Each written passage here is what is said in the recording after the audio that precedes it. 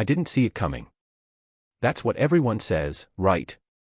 But I mean it, there wasn't a sign, not one I can point to and say, there. That's where it all began to unravel. She stood in the kitchen with a mug of coffee that had gone cold, one hand wrapped around the handle, the other tucked under her arm like she was trying to hold herself together. Her voice was calm, which made it worse. "I think we should get a divorce," she said. Just like that. Not after a fight. Not during one of those long, tired silences couples fall into after years of saying the same things and getting nowhere. No warning.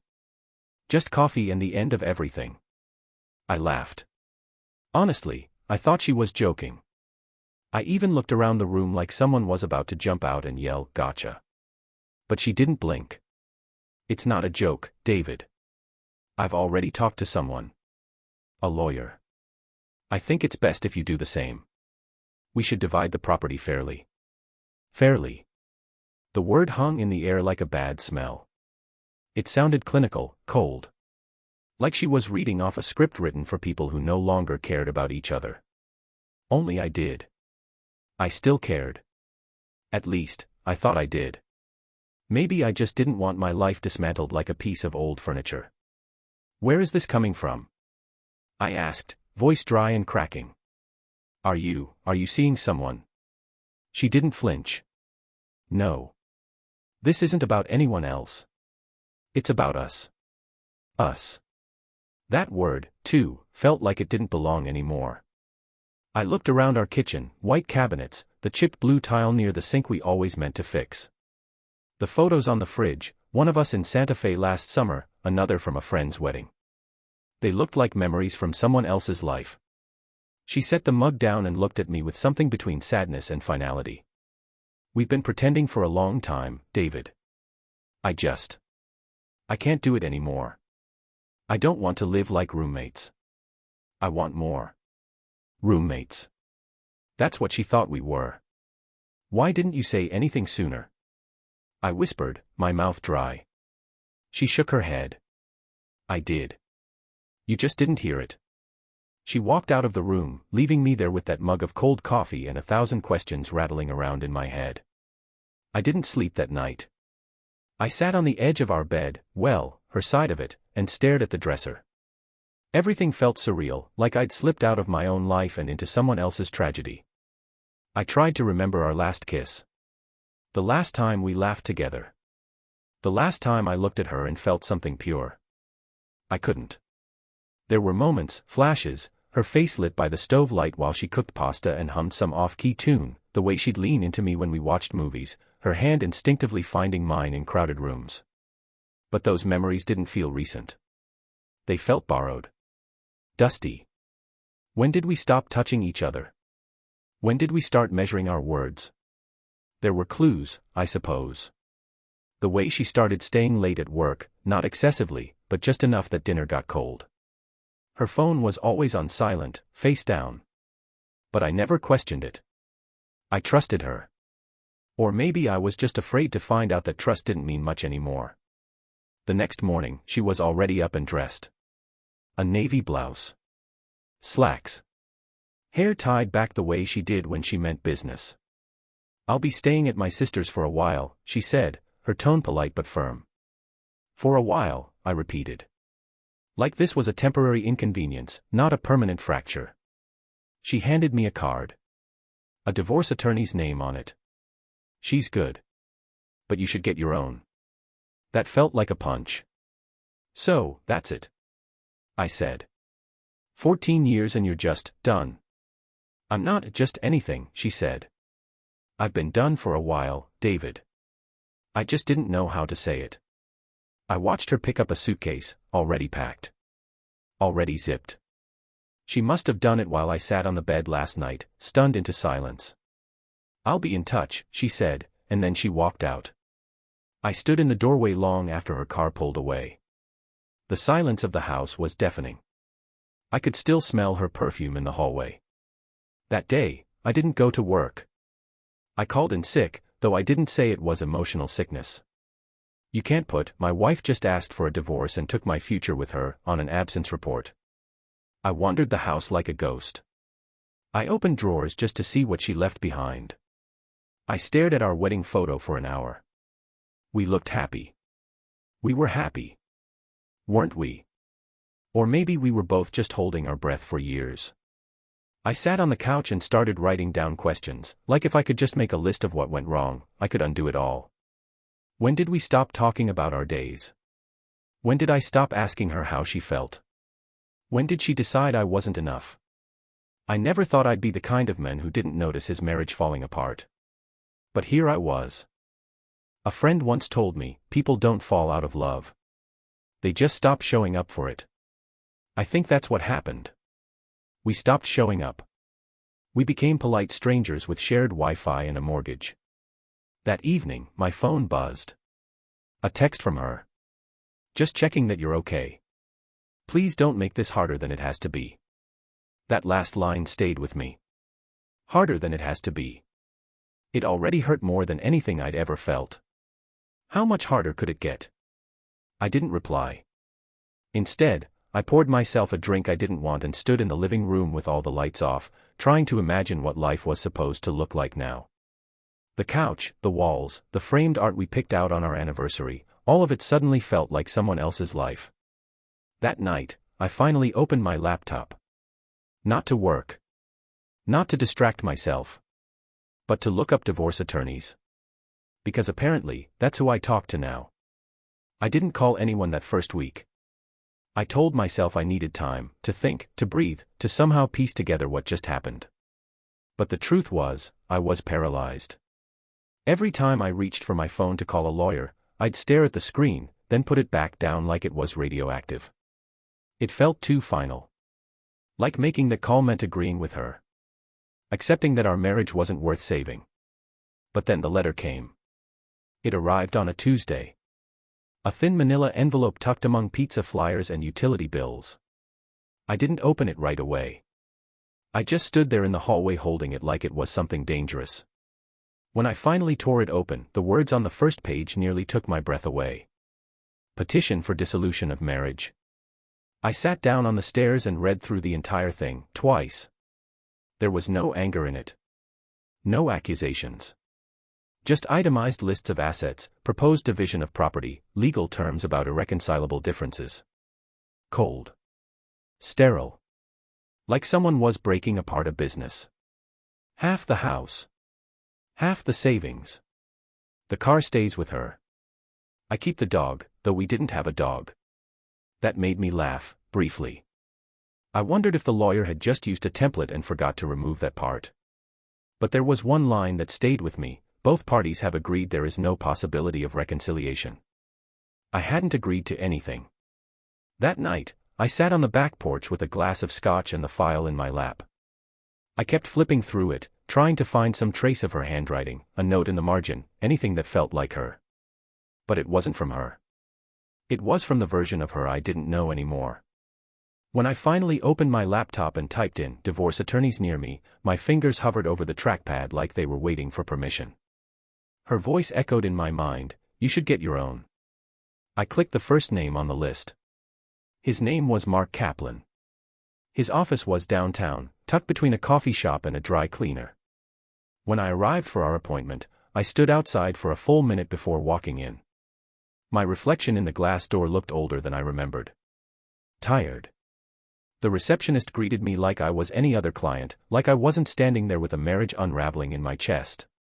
Mark met me in a small office lined with books and framed diplomas. He was maybe 50, glasses perched low on his nose, a legal pad already in hand. "I understand your wife filed first," he asked, flipping open the folder I'd brought. "Yeah." He read in silence, nodding occasionally. "Clean petition," he said.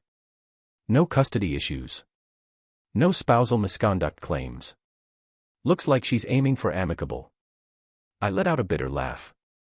She's aiming for amicable now. Didn't feel so friendly when she walked out. He looked up. "Amicable doesn't mean painless.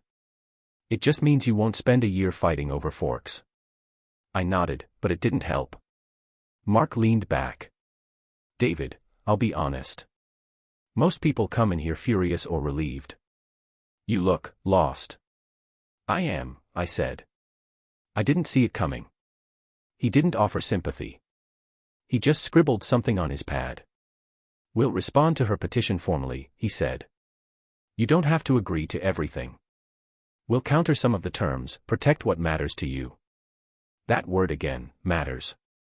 What mattered now? The house. The bank account. The furniture? I thought about the framed photo in our bedroom from our honeymoon in Banff. I'd be damned if I let her take that. Not because of its monetary value, but because it was one of the last times we were truly happy. I wanted to hold on to that, proof that we were real once. When I got home, her scent was fading. That soft, floral smell she left behind was being replaced by something colder, cleaning products, stale air. I stood in the hallway and stared at the spot where her suitcase had been. Then I noticed something new, a padded envelope propped on the table. My name written in her handwriting. My stomach dropped. I opened it slowly. Inside were a few things, her keys, her wedding ring in a small velvet pouch, and a note. It read, David. I didn't know how to say goodbye, so I didn't. But I want you to know this isn't about hate or resentment. It's about wanting something we both stopped giving each other, peace. I hope you'll find yours. Sophie. I stared at the note for a long time. Sophie. My wife. My partner of 14 years. She couldn't even say goodbye to my face. I took the ring out and held it in my palm. It was still warm from the envelope, or maybe that was just my hand shaking. I remembered slipping it onto her finger at our wedding, the way she smiled through tears and whispered, I do. Now it sat in my hand like a failed promise. I didn't sleep again that night. Instead, I wandered the house and took inventory of everything. Not the furniture. Not the appliances. Us. The little traces of our life. The corner of the wall in the hallway where we measured our niece's height when she visited.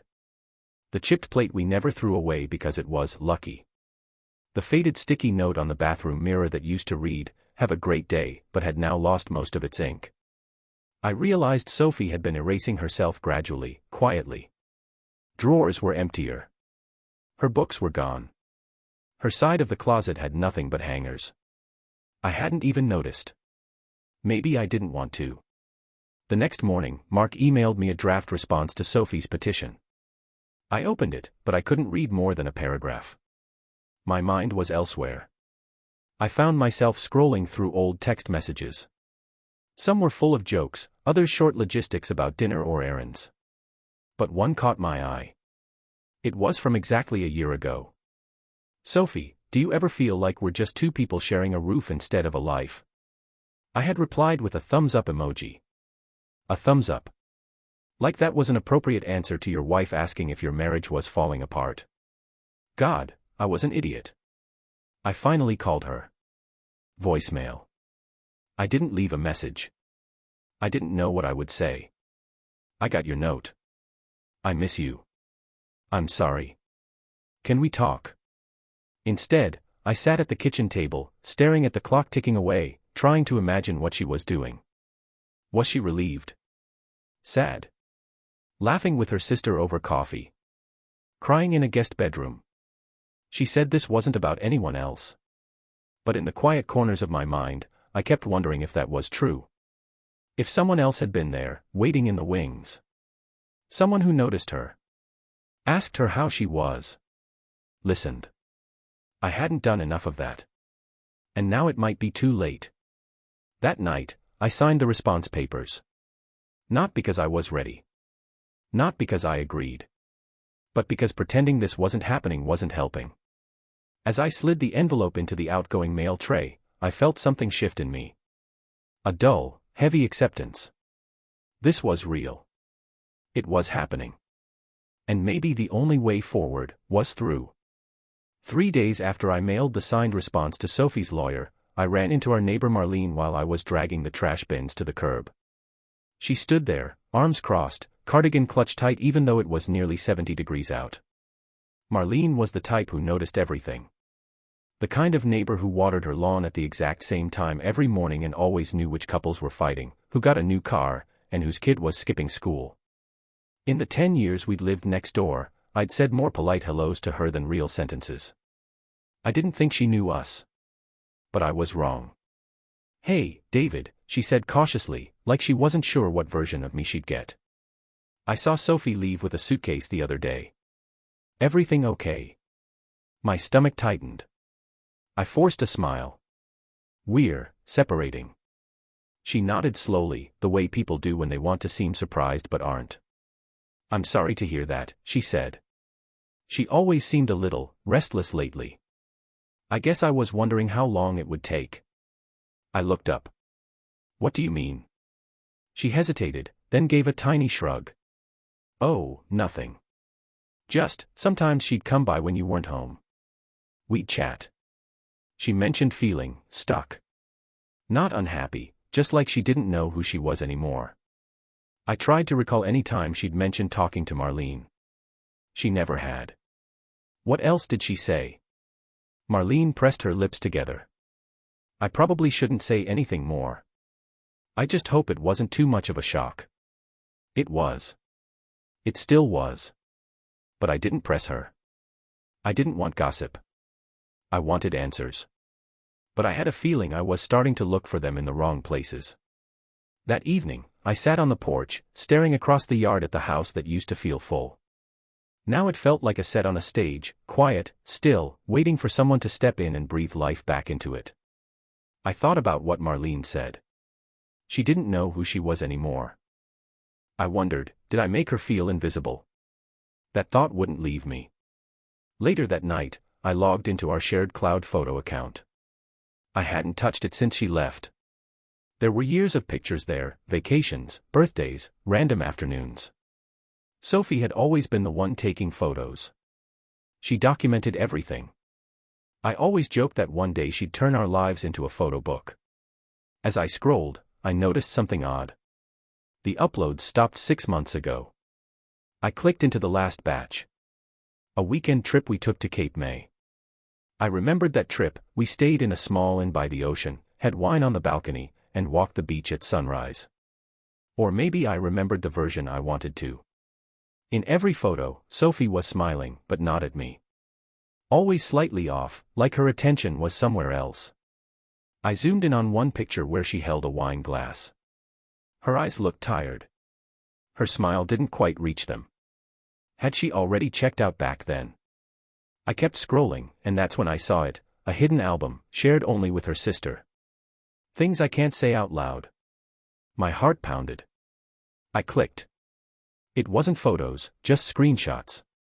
Notes. Journal entries. Photos of books she was reading, quotes she'd saved. One note read, "Sometimes I lie next to him and wonder if he'd notice if I disappeared." Not in a dramatic way. Just, faded. Another. "He doesn't ask me questions anymore. I don't think he's cruel. I think he's just busy being who he thinks he has to be." I closed the laptop, heart racing. It wasn't betrayal. Not exactly. But it felt like trespassing into her grief. The next morning, I drove to the office, parked in the lot, and never went inside. I just sat there, staring at the steering wheel. I couldn't focus. Couldn't bring myself to pretend that I cared about spreadsheets or project updates. Instead, I called her sister. Emily. She sounded surprised to hear from me. "I'm not trying to cause trouble," I said. I found something. Her private notes. I shouldn't have looked. But now I can't stop thinking about it. Emily sighed. "David, she's not angry at you. She never was. She stopped feeling seen. You both did. You just buried it better." I leaned my head back against the seat. "Why didn't she tell me?" "She tried," Emily said quietly. "She really did. But sometimes when someone stops feeling safe, they also stop speaking up. Not because they don't care.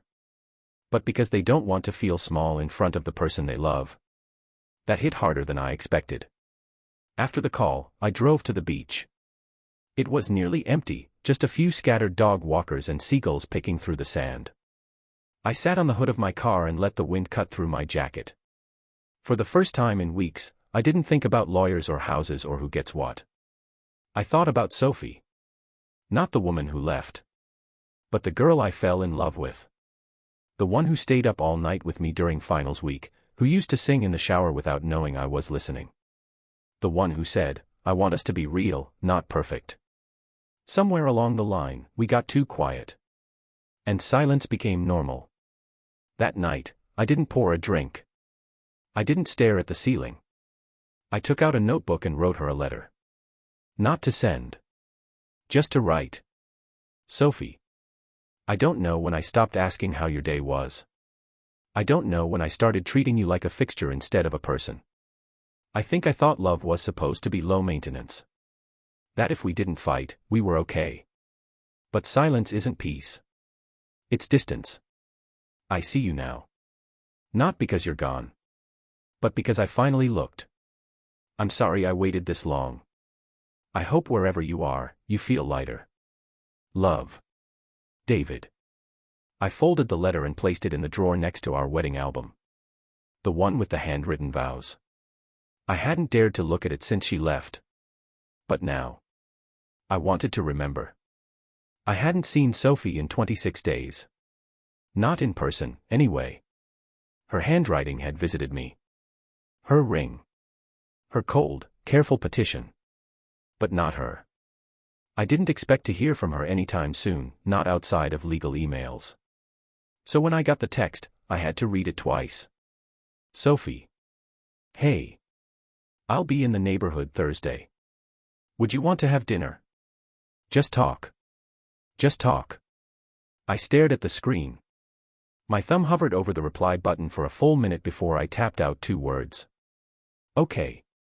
Where? She replied almost instantly. I was thinking our place. If that's okay. Our place. It still was, technically. I hadn't changed the locks. Her slippers still sat by the back door. Her coffee mug was still on the shelf, untouched, a tiny ghost of normalcy. I replied. I'll cook. Why did I say that? I hadn't cooked anything beyond toast and microwave meals since she left. But maybe I wanted to prove something. That I wasn't crumbling. That I could still hold a fork without shaking. That I could see her without begging her to come home. The night before she came over, I cleaned. Not just dusted, I cleaned like I was preparing for judgment. Vacuumed. Polished. Even scrubbed the grout between the tiles she used to complain about. I dug out her favorite wine from the back of the cabinet. I debated opening it, then left it corked on the table. I set 2 places. Like we were still at we. Then I sat in silence, practicing how not to fall apart when I saw her. Thursday came. She was exactly on time, 6 o'clock sharp. I heard the car door, her steps on the walkway. My hands trembled as I opened the door. And there she was. Same face. Same scent. But something was different. Softer. Or maybe just more distant. She smiled gently. Hi. Hey, I said. Come in. She stepped inside like a guest. Not like someone who used to live here. She looked around like she wasn't sure what had changed. I hope pasta's still your favorite, I said, gesturing toward the stove. Her lips lifted, barely. It is. We ate in the dining room, not the kitchen. Formal, like we were strangers on a first date with too much history between us. For a while, we just talked about neutral things. Work. Her sister. The weather. Every so often our eyes would meet, and I'd wonder if she felt the tension tightening in the air the way I did. Then, after a long silence, she set her fork down. I read your response, she said quietly. I nodded. I tried not to fight you on anything. I noticed. She looked down at her napkin, folding it into a small square. I appreciate that. Another silence. I finally said, you said you wanted to talk. She nodded. I did. I do. And then she looked up, her voice steadier than I expected. I don't think I hated you, David. I don't even think I stopped loving you. I think I just started fading. And I didn't know how to ask you to notice. That hit harder than anything she could have screamed at me. I noticed too late, I said. But I did notice. After you left. She closed her eyes for a moment. That's the tragedy, isn't it? The noticing comes after the silence. We sat there, two people unraveling the past like it was a thread that could still be tied together. I didn't know how unhappy you were, I said. I wasn't always unhappy, she replied. There were still good days. But eventually they felt like exceptions. I nodded slowly. Did you ever think we could fix it? She looked at me with something like sorrow. I did. For a long time. But fixing things takes two people who both see the cracks. I think we were patching different walls. After dinner, we moved to the living room. She sat where she always used to, one leg tucked under the other. I sat opposite her. The wine bottle sat between us, unopened. You didn't open it, she said, nodding toward it. I didn't know if we should, I said. She smiled faintly. Good instinct. We talked for another hour. About little things. About big things. About nothing at all. And then she said something that caught me off guard. I've been thinking of pausing the divorce. Just for a few weeks. I blinked. Why? She hesitated. Because talking to you tonight felt different. And because I'm not sure we gave ourselves the right kind of ending. Or the right kind of chance. A flicker of hope sparked in my chest, but I didn't let it catch fire. I couldn't. I don't want to put you through more pain just to land in the same place, I said. She nodded. I know. But I also don't want to wonder 10 years from now if we were just too tired to try. We didn't touch. We didn't promise anything. But something hung in the air between us. Not love, exactly. Not reconciliation. But something. A pause. A breath. Maybe a doorway. She left around 9:30. I walked her to the car. She turned before getting in. I'm not moving back in. Not yet, she said. I know. But I'd like to come by next week. Talk more. Maybe walk. Remember things. Okay. She opened the door, paused again. You looked good tonight, David. You looked present. And then she was gone. Back inside, the silence was still there. But it felt different. Not empty. Just quiet. I sat on the couch and picked up the notebook I'd used to write her that unsent letter. I flipped to a blank page. June 15th. She came for dinner. We talked like people again. Not ghosts. Not lawyers. I don't know what this is. But I'm breathing easier for the first time in weeks. The day Sophie found the envelope in the drawer, I wasn't home. It was the one with the letter I wrote but never sent, the one I tucked next to our wedding album. I hadn't meant for her to find it. But maybe, deep down, I had. Maybe that's why I didn't hide it better. I came home from work to find her sitting at the kitchen table, her hands wrapped around a cup of tea she hadn't touched. The letter lay open in front of her, the envelope placed neatly to the side. You weren't supposed to see that, I said quietly, setting my keys down. I know, she replied. But I'm glad I did. There was something new in her voice. Something raw. Not anger. Not sadness. Something like recognition. I've been thinking about how we got here, she continued. And I keep coming back to that one word, silence. I nodded and sat across from her. The kitchen, once our daily orbit, felt like neutral ground now. A place we could sit without ghosts yelling between the walls. I used to believe that love should be effortless, I said. But I've learned that nothing worth keeping ever is. She looked up. It wasn't all bad, was it? No, I said. It was good. Until it got quiet. And then we stopped asking questions. She exhaled. You know what I missed most? I shook my head. Your curiosity, she said. You used to ask me the silliest questions. About my dreams. About my childhood. About why I hated olives. I laughed. You really do hate olives. She smiled. And you used to remember that. Her voice cracked slightly. Then one day you stopped asking. And I didn't know how to bring it back. I thought I knew you, I said. I thought I didn't have to ask anymore. That love was assumed. Love should never be assumed, she whispered. Over the next week, we kept talking. Not every day. Not always in person. But often enough that the air between us felt a little warmer. One morning she sent me a picture of a cafe menu from a place we used to love. Sophie, remember this place? You ordered the pancakes and said they were life-changing. I smiled at the screen. They were. Still the fluffiest pancakes I've ever had. Sophie, want to go again? Saturday. Only if you promise not to steal all my syrup like last time. Sophie, no promises. It was easy. Familiar. And it scared the hell out of me. Because what were we doing? Saturday came and we went to the cafe. It looked exactly the same, sunlight pouring through dusty windows, the same chalkboard menu with crooked letters. The waitress even remembered us. Table by the window, right? She asked. Sophie smiled. You've got a good memory. You two used to come in all the time, the waitress said. Nice to see you back. We didn't correct her.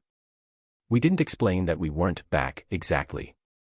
That we were trying to find the thread between the past and whatever this was now. The food came.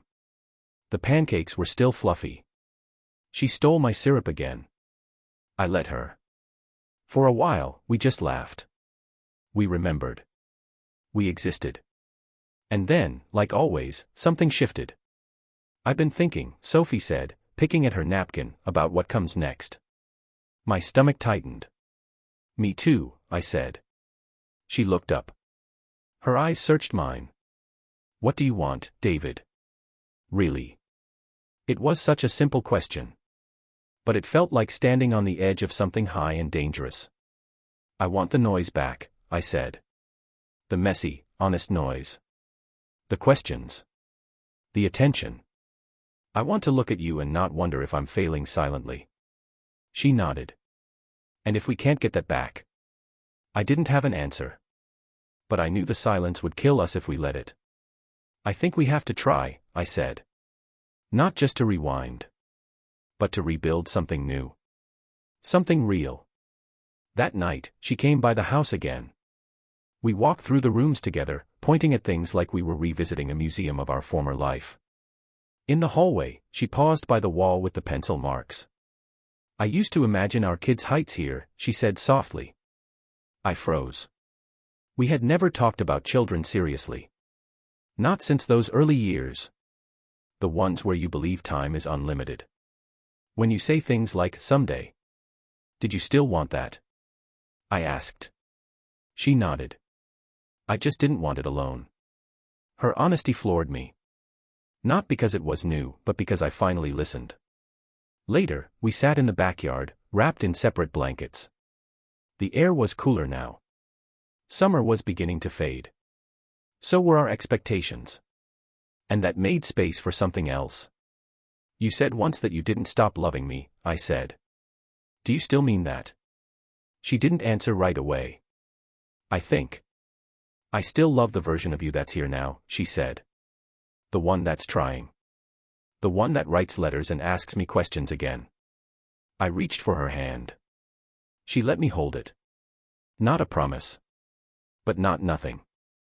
A few days later, her lawyer emailed mine. Sophie had formally requested to pause the divorce proceedings. Mark called me, sounding cautiously optimistic. I've seen couples come back from worse, he said. Just remember, this isn't the finish line. It's the first lap. I sat with that for a long time. Because I knew he was right. That weekend, Sophie and I went to the bookstore downtown, the same one where we'd picked out our first lamp, of all things, back when we were still decorating together. We didn't go for anything specific. Just wandered the aisles like we used to.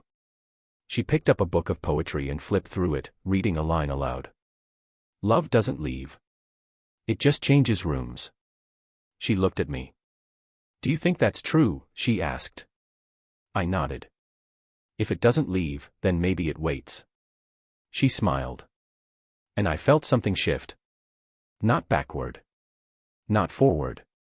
But deeper. That night, I wrote in my notebook again. September 2nd. We went to the bookstore. We bought nothing. But we left with something I didn't expect: hope.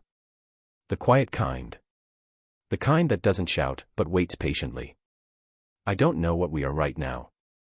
But for the first time, I'm not afraid to ask. It was a Sunday morning when Sophie asked me to take a walk with her. No plans. No discussion. Just a quiet, steady request over the phone. The kind you say yes to before thinking. I did. We met at the park near where we first lived after getting married, a small, green corner of the city where kids rode bikes and old couples fed birds like time wasn't chasing them. I saw her before she saw me. She stood under an oak tree, hands in her jacket pockets, her hair tied back like it had been the night she left. But her eyes were different now. Clearer. Maybe mine were too. We walked for a while in silence, the kind that wasn't heavy anymore, just respectful. Like we were both waiting for the other to speak first. Eventually, she did. I've been thinking about everything, she said. The years. The distance. The last few weeks. And I keep coming back to the same question. I looked over. What's that? She stopped walking and turned to face me. If we had met today, just two strangers, sitting on a bench, would we fall in love again? The wind blew softly between us. A child giggled in the distance. I didn't answer right away. Not because I didn't know, but because I wanted to say it right. I think I would, I said. But not because I'm chasing what we were. I'd fall for you now. This you. The one who walked away. The one who came back. She studied me, her expression unreadable. And if we tried again, really tried, what makes you think it would be different this time?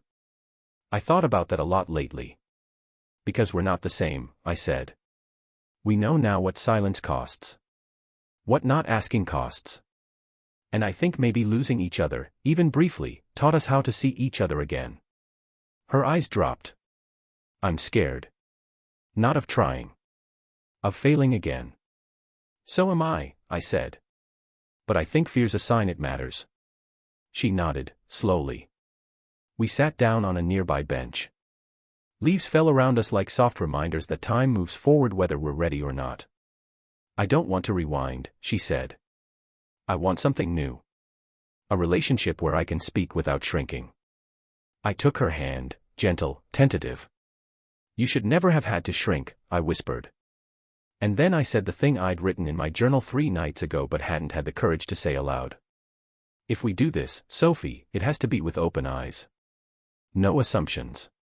No autopilot. We start over. First date. First conversation. Everything. She looked at me and smiled, not the sad, careful smile I'd grown used to, but the real one.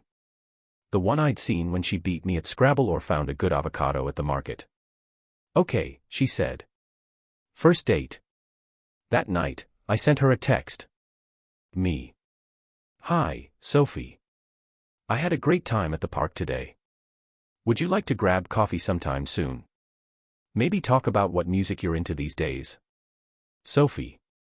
I'd love that. Also, still not a fan of country music. Just FYI.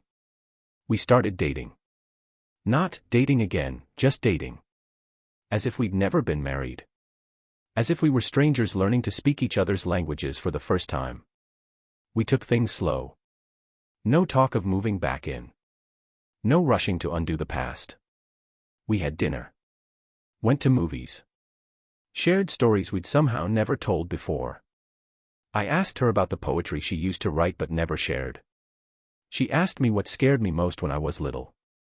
We started making new memories, separate from the old ones, but layered on top like brushstrokes on a canvas that had never quite dried. And slowly, something unexpected happened. The grief of what we lost stopped feeling like an anchor. It became a foundation. Not something to erase. Something to build on. A month later, we stood in our kitchen again, though it didn't feel like ours anymore. It felt like neutral ground. A place where history lived, but didn't dominate. Sophie looked around, then turned to me. "I've been thinking about the house," she said. My chest tightened. I wasn't sure where this was going. "Maybe it's time we both let it go," she said. I frowned. "Let it go?" She nodded. "Not out of bitterness. But because we need new space. A fresh place that doesn't come with so many ghosts." It made sense. Too much had happened under that roof. Too many silent nights. Too many unasked questions. "Okay," I said. "We find a new place. Together." 3 weeks later, we sold the house. The process was quiet, respectful. Like closing a book you loved but couldn't reread. We didn't fight over furniture. We didn't argue about who got what. What mattered to us now was what we would bring into our next chapter: trust, curiosity, attention. We signed the final paperwork, and the real estate agent left us with the keys for a few more hours to say goodbye. We walked through the empty rooms, echoing with memories. In the kitchen, she turned to me. "This was where we ended." I shook my head gently. "No," I said. "This was where we paused." That night, we stood on the porch together, looking out over the quiet street. "Do you think we'll make it?" she asked softly. "I don't know," I admitted. "But I know we'll try. Really try." She nodded. "That's enough for me." I reached into my pocket and pulled out something I'd kept. Her wedding ring. She stared at it. "I'm not asking you to wear it now," I said. "But I wanted you to know I never stopped believing it meant something." She reached out and closed my fingers around it. "I believe that too," she whispered. We didn't rush. We didn't move in together right away. We didn't call lawyers to cancel anything. We just lived. Day by day. Carefully. Honestly. And slowly, we grew into a new kind of love. Not the lightning strike kind. The steady, hand-in-hand kind. The kind that knows silence, and chooses to speak anyway. Final journal entry, October 28th. We didn't save the old version of us. We buried it. Gratefully. In its place, we planted something new. No guarantees. Just willingness. And every day, we water it, with attention, with words, with listening. Maybe that's what love really is. Not the promise to never fall apart. But the choice to rebuild, again and again. This is the beginning.